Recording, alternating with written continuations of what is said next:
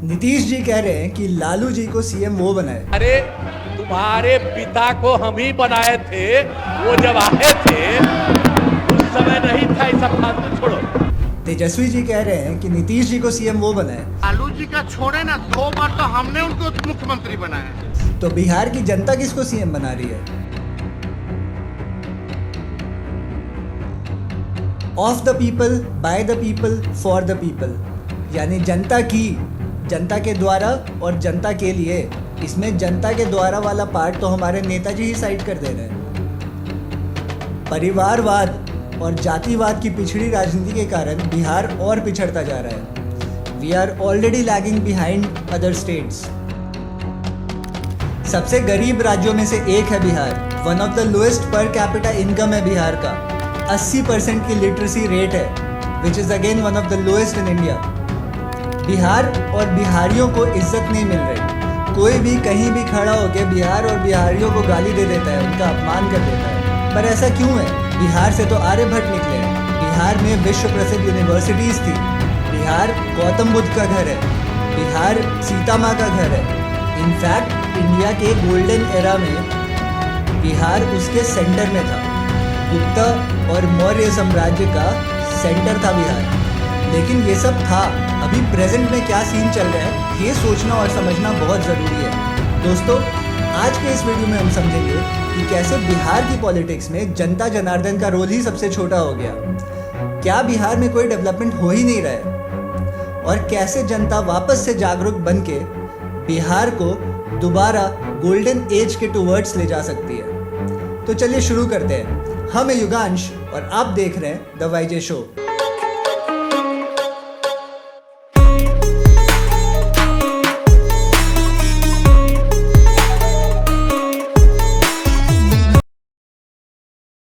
अक्सर लोग से जब हम बात करते हैं ना, तो उनका एक ही कंप्लेन होता है कि बिहार में डेवलपमेंट सिर्फ पटना में हुआ है। तो मेरे भाई, एक बात समझनी बहुत ज़रूरी है कि जब भी किसी स्टेट का डेवलपमेंट होता है, इनफैक्ट किसी कंट्री का भी डेवलपमेंट होता है, तो सबसे पहले उसके कैपिटल को डेवलप किया जाता है।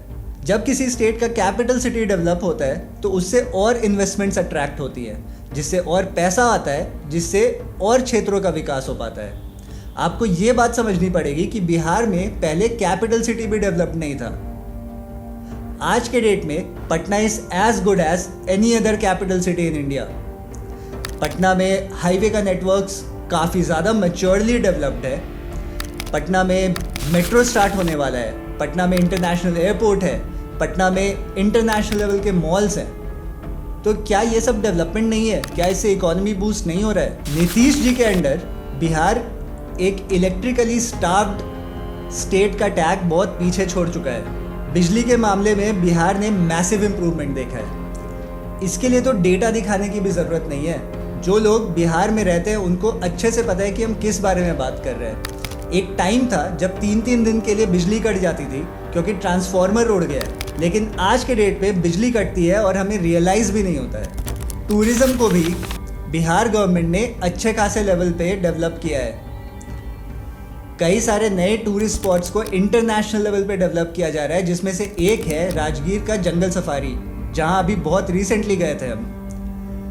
दोस्तों, I would highly recommend that you should go there once. बहुत बड़ा नहीं है वो जंगल सफारी, पर जितने स्पेस में जिस लेवल का इंफ्रास्ट्रक्चर डेवलप किया है बिहार गवर्नमेंट ने, इट्स कमेंडेबल। विकास स्लो है पर नॉन एग्जिस्टेंट नहीं है।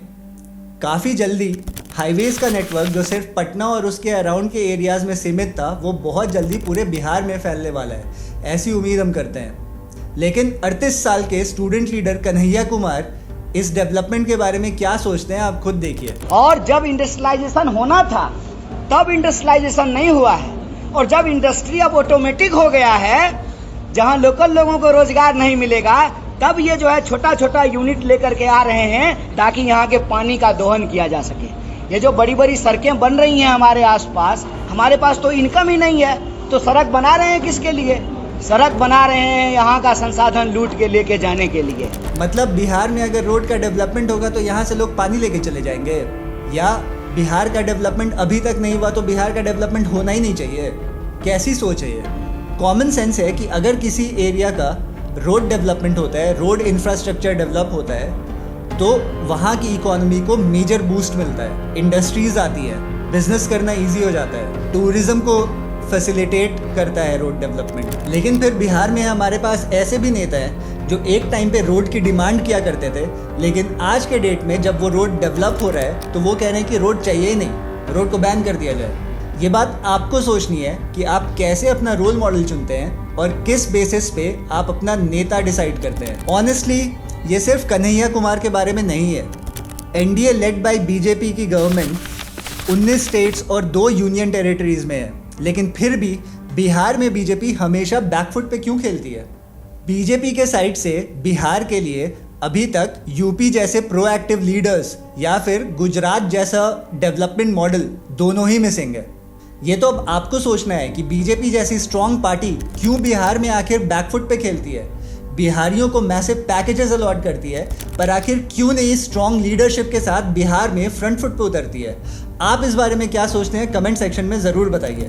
दोस्तों, आई नो कि बिहार के डेवलपमेंट में बहुत सारे चैलेंजेस हैं, बहुत सारे रोड ब्लॉक्स हैं, लेकिन द वाईजे शो पे हम सिर्फ चैलेंजेस की बात नहीं करते, हम रियल वर्ल्ड सॉल्यूशंस पे भी फोकस करते हैं। बिहार एक एग्रीकल्चरल ड्रिवन इकोनॉमी है, लेकिन जब तक रोड इंफ्रा डेवलप नहीं होगा तब तक हम अपने प्रोड्यूस को बिगर मार्केट तक पहुंचा ही नहीं पाएंगे।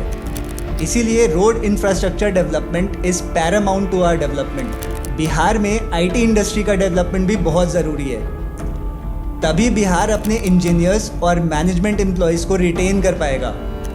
अगर ये लोग बिहार में रहेंगे तो ये लोग बिहार में ही पैसे कमाएंगे और बिहार में ही पैसे खर्च करेंगे, जिससे लोकल इकोनॉमी को एक बूस्ट मिलेगा।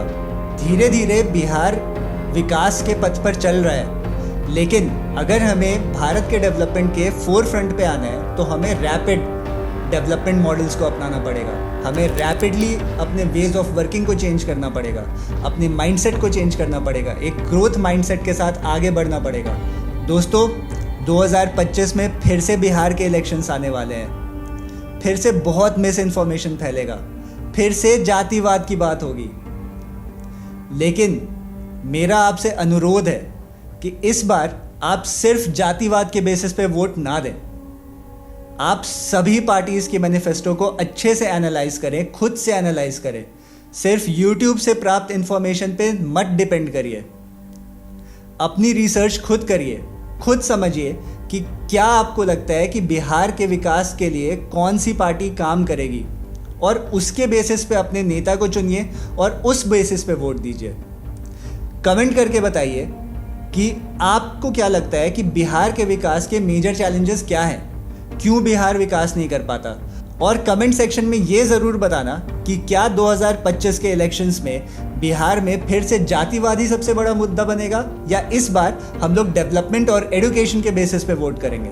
अगर ये वीडियो पसंद आया तो इस वीडियो को ज़रूर लाइक करना और अपने दोस्तों के साथ ज़रूर शेयर करना। और अगर आप ये जानना चाहते हैं कि बिहार में जातिवाद पॉलिटिक्स का ओरिजिन आया कहाँ से, तो हमारे इस वीडियो को ज़रूर चेकआउट करें।